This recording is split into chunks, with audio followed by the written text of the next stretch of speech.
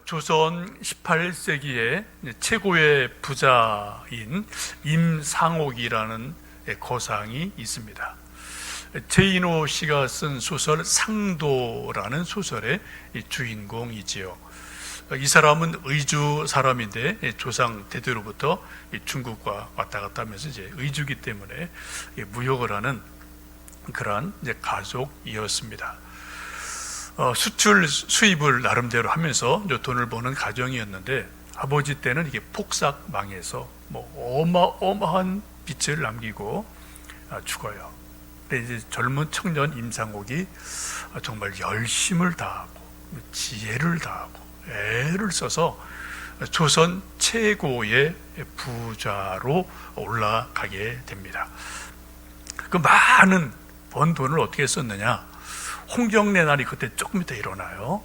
홍경래난 때문에 서북장이 막 피폐가 되죠. 또 기근이 있죠. 그럴 때 이 많은 돈을 정말 남김없이 막 쏟아부어서 구제를 하고 긍휼을 베풉니다. 그래서 선행을 많이 베푼 것이 왕의 귀에 들려져서 왕이 특별하게 그를 벼슬을 내려요. 군수가 되고 부사가 되고, 부사는 종상품입니다. 대단히 높은 벼슬이에요. 조선시대는 여러분 아시는 것처럼 신분 제도가 확실한 시대입니다. 사농공상이에요. 선비가 최고, 양반이 최고, 두 번째 농민, 세 번째가 공업하는 사람들, 상인은 맨 밑에거든요. 가장 하층인 상인이 종삼품의 벼슬까지 올라갈 정도로 많은 돈으로 선행을 베풀었던 대단히 유명한 사람이 임상옥이라는 사람입니다.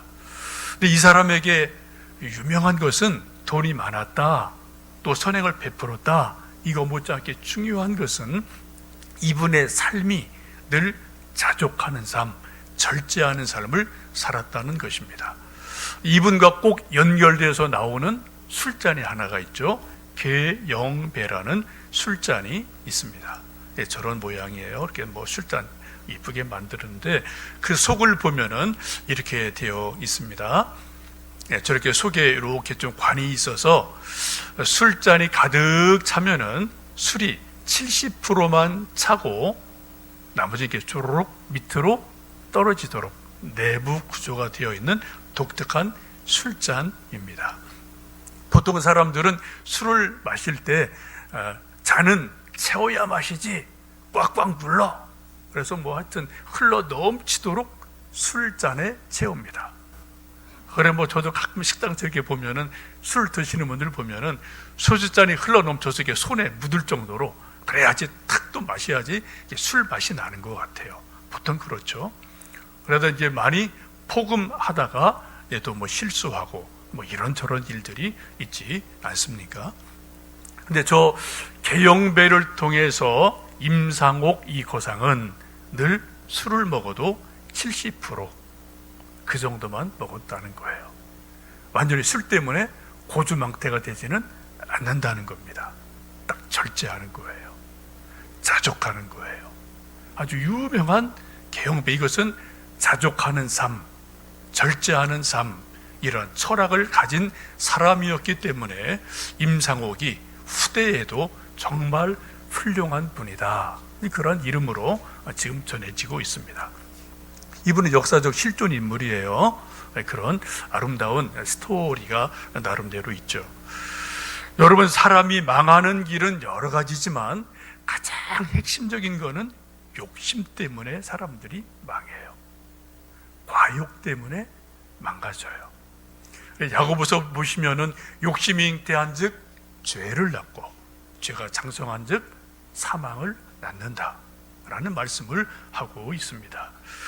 오늘 함께 읽으신 빌립보 4장 말씀을 보시면 우리 사도 바울이 빌립보서 끝부분에서 우리에게 가르쳐 주시는 신앙의 지혜, 삶의 지혜가 뭐냐? 자족하기를 배워라. 자족해라. 이것이 우리에게 주시는 놀라운 은혜인 줄 압니다. 11절 12절 보시면 내가 궁핍함으로 말하는 것이 아니니라. 어떠한 형편이든지 나는 자족하기를 배웠노니 나는 비천에 처할 줄도 알고 풍부에 처할 줄도 알아. 모든 일 곧 배부름과 배고픔과 풍부와 궁핍에도 처할 줄 아는 일체의 비결을 배웠노라 라고 말씀을 합니다. 여기 사도 바울이 나는 자족하기를 배웠다. 나는 어떠한 형편이든지 처할 줄 아는 그러한 일체의 비결을 배웠노라. 배웠노라, 배웠다. 배웠다, 배웠다. 두 번 강조하고 있습니다. 여러분, 이 말씀을 보시면 뭐예요? 자족을 배우는 것은, 자족할 줄 아는 것은 어느 날 갑자기 하늘에서 뚝 떨어지는 게 아니라는 겁니다. 자족은 뭐라고요? 우리가 배워가는 거예요. 나이 들며 배우고 성공을 통해 실패를 통해 우리가 죽을 때까지 우리는 자족하기를 배워가는 거예요. 이게 영성 훈련입니다. 신앙의 훈련입니다. 여러분, 우리 부모님들 다 먼저 보내셨죠? 여러분 보내실 때 부모님들이 내 인생 족하다, 정말 감사하다, 그런 말씀을 남기고 자족하는 모습으로 돌아가신 분도 여러분 계실 겁니다. 그런데 어떤 부모님들은 정말 자족하지 않고 감사 없이 정말 애통한 마음으로 돌아가신 분도 있단 말이죠. 우리도 언젠가 세상 떠날 거예요, 그죠? 여러분, 그때 마지막 순간에 자식들을 옆에 두고 정말 자족하고 감사한 모습을 여러분 가질 수 있겠습니까? 아니면 뭔가 그냥 애통하고 뭐 못한 거 이런 것 때문에 막 그냥 안타까운 마음으로 세상 떠나시겠습니까? 여러분, 자족하는 거는요, 죽는 순간까지 배워가는 거예요. 이게 한 번에 되는 게 아니잖아요, 그죠? 그래서 사도 바울은 나는 자족하기를 배웠다, 일체의 비결을 나는 배웠다라고 말씀하고 있습니다. 디모데 전서 6장을 보시면 사도 바울이 믿음의 아들 디모데에게 이렇게 말씀을 하죠. 자족하는 마음이 있으면 경건은 큰 유익이 되느니라. 우리가 세상에 아무것도 가지고 온 것이 없음에 또한 아무것도 가지고 가지 못하리니 우리가 먹을 것과 입을 것이 있은즉 족한 줄로 알 것이니라. 자족하는 마음이 있는 사람은 경건에 큰 유익이 있대요. 마음이 평안이 있어요. 신앙에 큰 기쁨이 있어요. 근데 자족하는 마음이 없으면은 부자든 가난하든 건강하든 병들었든 관계가 없어요. 이건 별개의 또 문제죠. 자족하는 마음이 없으면은 언제요? 경건에 유익이 없어요. 삶이 피곤해요. 늘 그냥 어려운 삶을 살아간다라고 말씀하시면서 지금 사도 바울이 믿음의 아들 디모데에게, 디모데도 늘 좀 병약한 분이죠. 이분이 자족하는 마음을 가져라.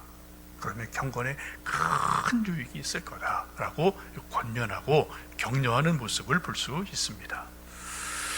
여러분, 도대체 우리 사람들이, 저나 여러분이나 우리 아들, 딸들이 이 세상에 돈이 얼마나 있으면 자족할 수 있을까요? 건강이 얼마나 있으면 자족할 수 있을까요? 또 명예나 권력이, 힘이 얼마나 있으면 자족할 수 있을까요? 그게 어디까지일까요? 이게 참 쉽지 않은 말이죠. 여러분 주변에서 나는 참 자족해, 감사해, 그러한 삶을 사는 분들을 보신 경우도 있고 그렇지 않은 경우도 많이 있으실 겁니다. 여러분, 유명한 예가 있죠. 미국에서 가장 부자였던 록펠러라는 사람을 다 아실 겁니다. 실제로 있었던 그런 이야기죠. 어느 날 기자가 록펠러에게 인터뷰하고 질문을 합니다. 록펠러 씨, 미국에서 가장 최고의 부자인데 지금 가지고 있는 재산에 대해서 만족하십니까? 당연히 예라는 답을 기대했겠죠. 그런데 록펠러가 고개를 저으면서 아니요 라고 답을 합니다. 놀란 기자가 다시 묻습니다. 그럼 얼마나 더 재산이 있으면 록펠러 씨 만족할 수 있겠습니까? 그럴 때 록펠러가 조금 이따 하는 말이 조금만 더요. just a little more, 조금만 더 있으면 족할 것 같아요. 여러분, 이 세상 어떤 사람도 지금 가지고 있는 자기 부에 대해서 만족해, 이런 사람은 세상에 없어요. 잠깐 있을지 몰라도 만족은 없는 것 같습니다. 잠언 30장을 보시면 이 세상에 만족하지 못하는 것들이 여러 가지 있다, 족할 줄 모르는 것들이 있다라고 말합니다. 스올, 지옥은 만족을 몰라요. 잠언 30장입니다. 물로 채울 수 없는 땅, 이 땅도 물로 아무리 물을 쏟아부어도 땅에 다 물이 새잖아요. 특별히 모래 땅, 물 부는 대로 다 새잖아요, 그죠? 땅도 만족을 모르는 거예요, 모래 땅이. 또 불, 이거 다 태워도 또 하여튼 뭐 또 옆에 있으면 또 계속 불이 타거든요. 불도 만족을 모르는 존재예요. 재미난 말씀이 나와요. 거머리에게 두 딸이 있는데 다오 하는도다, 그런 말씀이 있어요. 참 재미나죠? 여러분, 거머리 띠껴본 적이 있습니까? 촌놈들은 그런 경험이 많아요. 저도 경험이 많습니다. 촌에서 자란 분들은 저 거머리 띠끼는 일들은 이건 다반사죠. 모내기 할 때 이거저거 하다 보면 그런 일이 많거든요. 거머리 보면 이렇게 좀 징그럽지만 이렇게 앞에 뒤에 생김새 보면은 꼭 양쪽에서 피를 빠는 것 같아요. 근데 사실은 머리 쪽에만 빨판이 있어서 딱 이제 달라붙어서 피를 빨아먹죠. 언뜻 보면은 두 개 같은 거예요. 근데 조고 잠언에서는 그걸 이제 현상학적으로 거머리에게 두 딸이 있다. 그래서 앞뒤에서 피를 빨아먹는다. 근데 어떻게 해요? 피를 빨아먹어도 다오 해도 만족을 모른다는 거예요. 여러분, 거머리 뜯겨보신 분들 그런 장난 해보셨죠? 이게 도대체 얼마나 뜯어먹나 둘 때가 있어요. 조금 간질간질하고 아프지만 배가 푹뚝해도요, 그럼 계속 빨아먹어요. 나중에 신경질 나면 어떡합니까? 떼어서 이제 돌에 놓고 그냥 톡톡톡 치면은 멀건 피가 그냥 막 나오는 그러한 일들이 있거든요. 여러분, 거머리도 피를 빨아먹는데 만족이 없어요. 배가 뿔뚝해도 계속 빨아먹어요. 불 다 태웁니다. 모래땅 아무리 물을 쏟아부어도 채울 수 없습니다. 인간의 욕심, 인간의 마음 역시 그렇다는 거예요. 여러분, 솔로몬이 쓴 전도서를 보십시오. 솔로몬은 세상 역사상 가장 화려한 왕이죠. 화손을 만들고 전속 가수를 두고 무희들을 두고 후궁을 1000명이나 두고 하여튼 눈에 보이는 대로 하고 싶은 대로 다 했어요. 근데 전도에서 뭐라고 말씀합니까? 그러나 다 내 마음을 채우지 못한다. 다 이것도 헛되구나, 족함이 없구나, 그런 말씀이 전도에 나오거든요. 여러분, 사람의 마음을 만족하게 하는 것은 없어요. 우리는 단지 자족하기를 배워갈 뿐입니다. 사도 바울이 디모데전서 6장 8절에서 그렇게 말씀하지 않습니까? 우리가 먹을 것과 입을 것이 있은즉 족한 줄로 알지니라. 먹을 것, 입을 것 어느 정도 있으면 거기서 자족하기를 배워야 된다라고 말씀합니다. 왜요? 우리가 이 땅에 태어날 때 가지고 온 게 아무것도 없거든요. 우리가 또 갈 때 가져갈 게 아무것도 없거든요. 욥의 말씀처럼 우리가 알몸에서 와서 알몸으로 가는 존재이기 때문에 주어진 세상에서 먹을 것, 입을 것 어느 정도 있으면 그것으로 족할 줄 알아라. 자족하는 마음을 배워라. 그것이 경건에 유익하다라고 말씀하고 있습니다. 다시 빌립보 4장 11절을 보시면 사도 바울이 말씀하기를 나는 어떠한 형편이든지 나는 자족하기를 배웠다.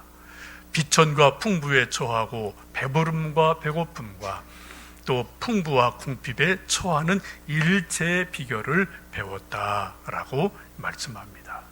여기 배웠다라는 게 아주 중요한 단어예요. 배우는 것은 한 번에 되는 게 아닙니다. 계속 시간이 걸리는 것이고요, 반복되는 의미를 가지고 있죠. 여러분, 태권도 어떻게 애들이 배우나요? 한 번 하루 이틀 가서 태권도 다 배우고 오나요? 피아노 한 번 두 번 띵똥띵똥 치면 피아노가 배워지나요? 아니요. 여러분, 백건우 씨 아십니다? 윤정희 씨 배우 그 남편 되시는 분, 가끔 한국에 오죠. 75세인가 그래요. 지금 그분 나이가 뭐 세계적인 피아니스트죠. 근데 지금도 그분이 계속 피아노를 배워요. 수십 년 피아노를 친 분이.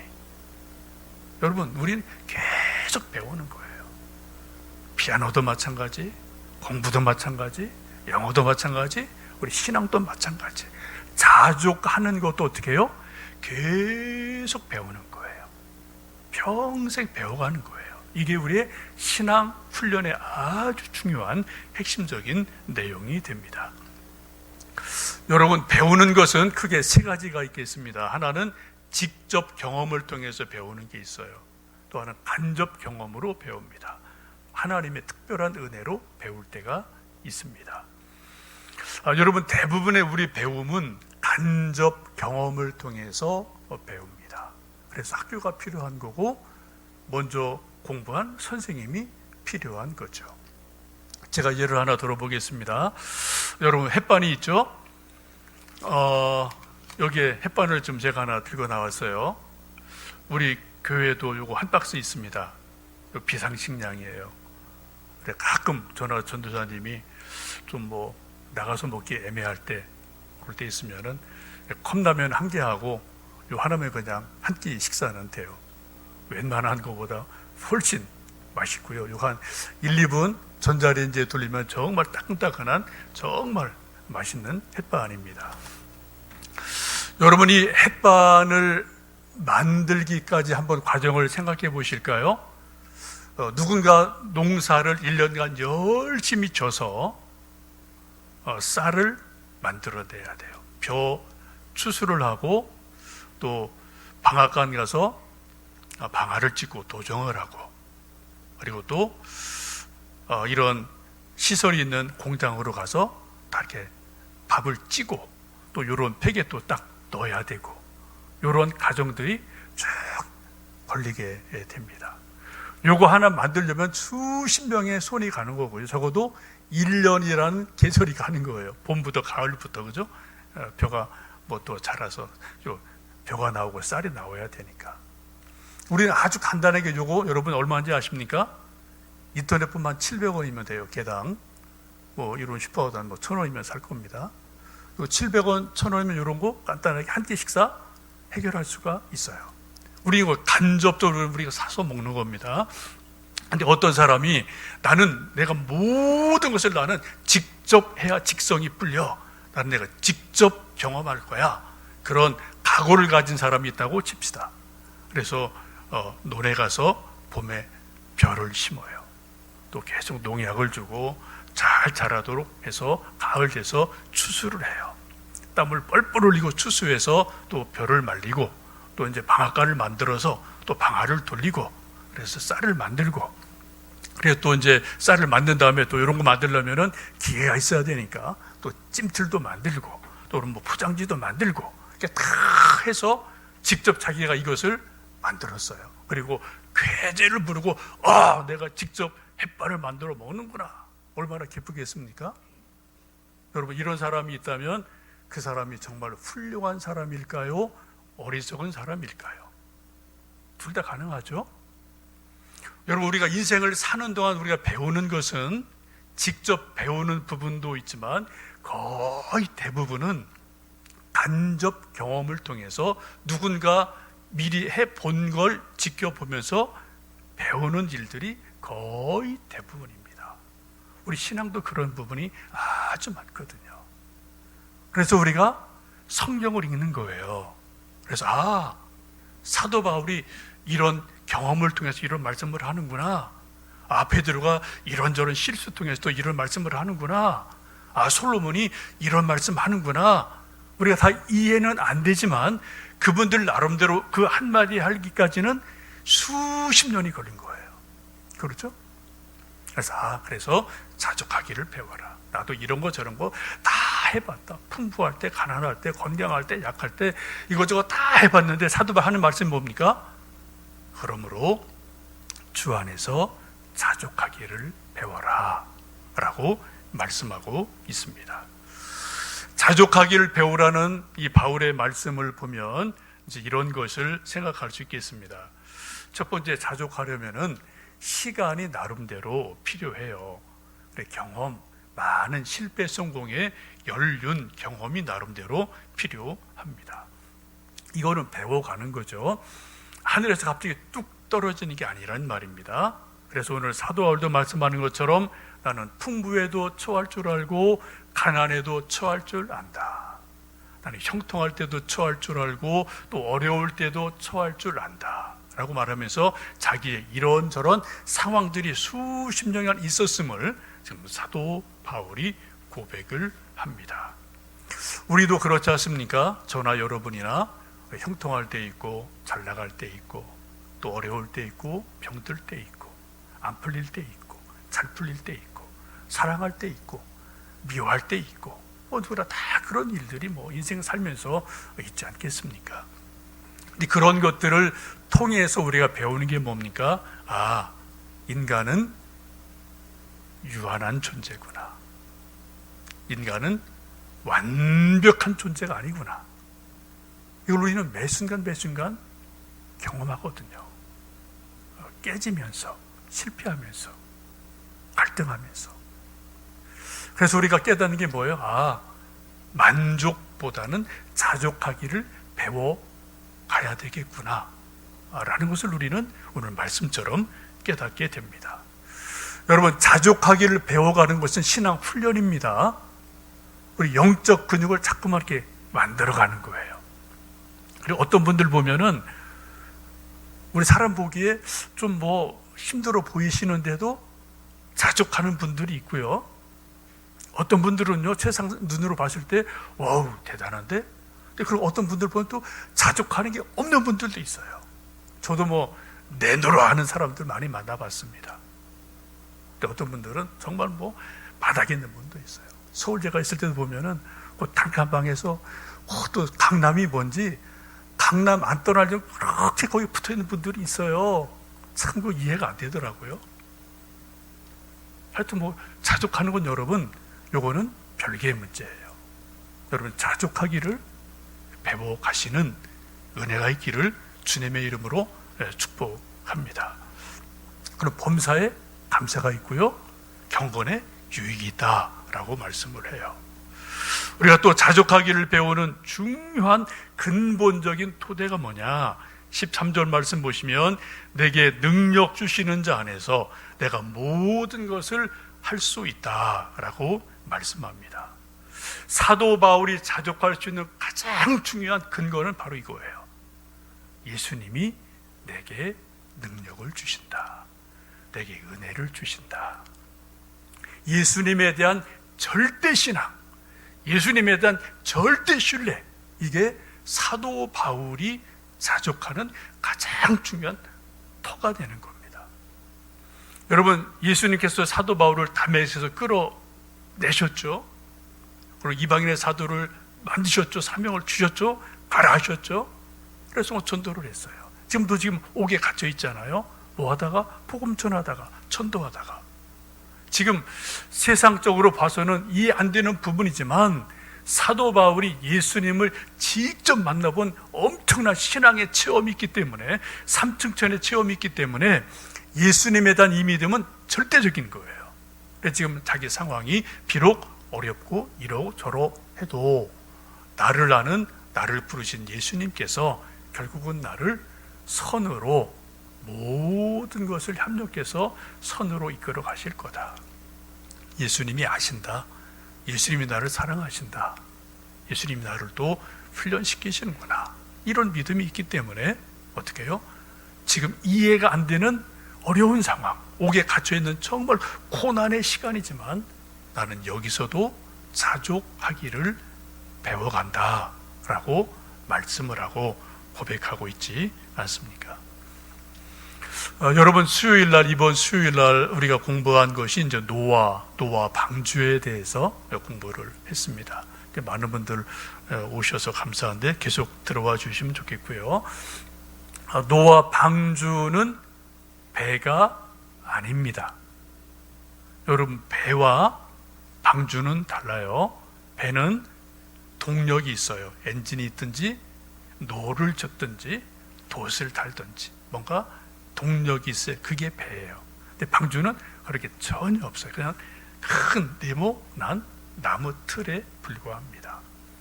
여러분, 키가 없고 동력이 없는 이 방주라면은 방주가 어디로 갈까요? 방향이 어디일까요? 그 안에 탄 사람은 아무도 모르는 거예요. 오로지 어떻게 해요? 하나님이 바람을 불어주시는 대로, 물결이 흘러가는 대로, 그 방주가 언제 어떠한 속도로 어디로 어떻게 도착할지는 아무도 몰라요. 오직 하나님의 인도하심을 따라서 방주는 흘러가고 어딘가 도착을 하게 됩니다. 그게 어디예요? 그게 아라랏산이라고 성경은 말씀을 합니다. 거기서 정착을 하고 하나님께 예배를 드리고 노아의 후손들이 번성을 해서 지금 우리가 이처럼 살고 있지 않습니까? 우리 인생에는 두 가지가 늘 이렇게 겹치고 왔다 갔다 하죠. 내가 배를 볼 거야. 내 속도는 이 정도야. 내 방향 이 정도야. 우리가 배를 만들어 탈 때도 있어요.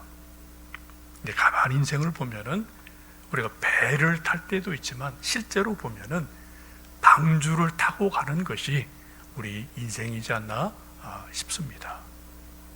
여러분, 방주를 타고 간 우리 인생이 지금 수십 년 이렇게 흘러 오다 보니까 오늘 저나 여러분이 여기까지 온 거고요.